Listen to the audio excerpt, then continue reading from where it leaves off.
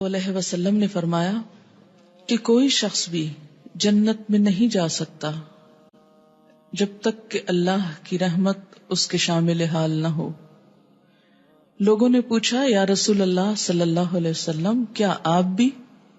آپ نے فرمایا ہاں میں بھی، الا ان یتغمدنی اللہ برحمہ، مگر یہ کہ اللہ مجھے بھی اپنی رحمت کے ساتھ ڈھانپ لے۔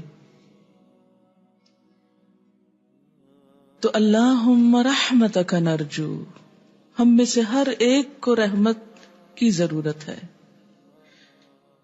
جیسے بات ہے نا یدخل فی رحمتہ من یشاء، جسے چاہے گا اپنی رحمت میں داخل کرے گا۔ اور اسی طرح الا من رحم ربک، سورۃ ہود کے اختتامیہ میں آپ نے پڑھا کہ وہی لوگ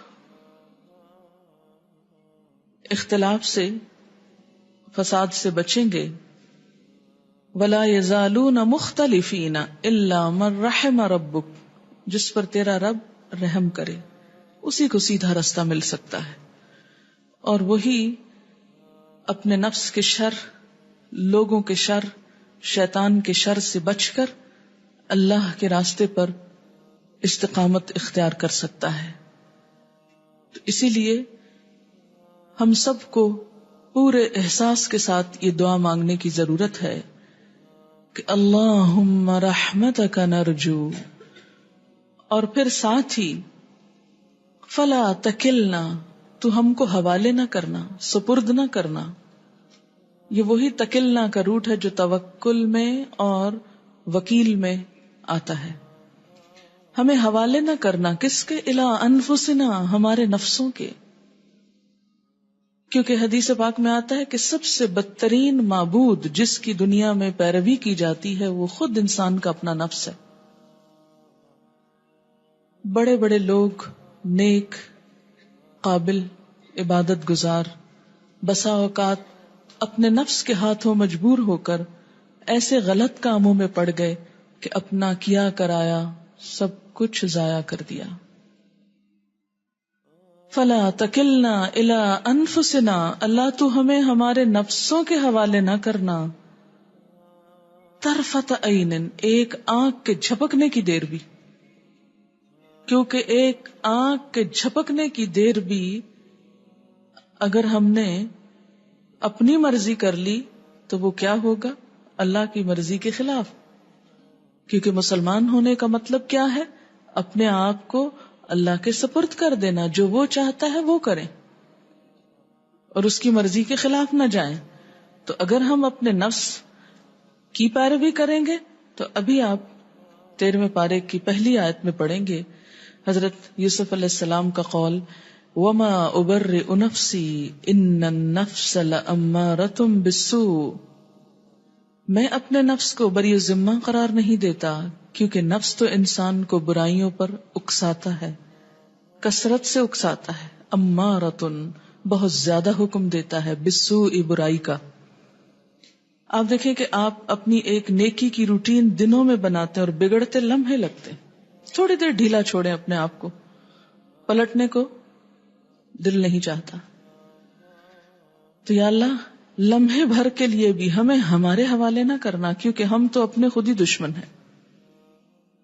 وَأَصْلِحْ لَنَا شَأْنَنَا كُلَّهُ، اور ہمارا سارا حال درست کر دے، ہمارے سارے حالات اور ہمارا سارا حال، یعنی ہماری ذات، ہمارے اعمال، ہر چیز کی اصلاح کر دے۔ لا الہ الا انت، تیرے سوا کوئی الہ نہیں۔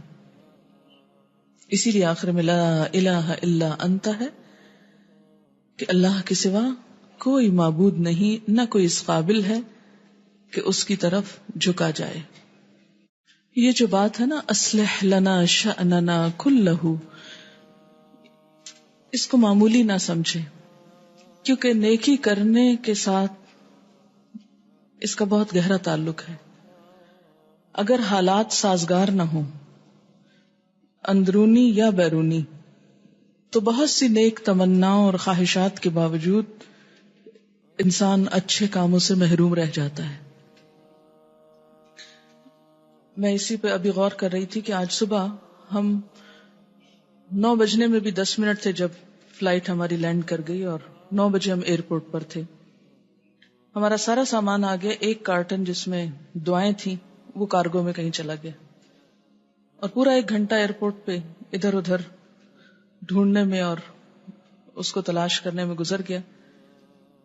اور اس کے بعد ہم لیٹ گھر پہنچے, پھر لیٹ کلاس میں پہنچے تو میں دیکھ رہی تھی پورا آدھا گھنٹہ میرا کلاس کا ضائع ہوا ہے.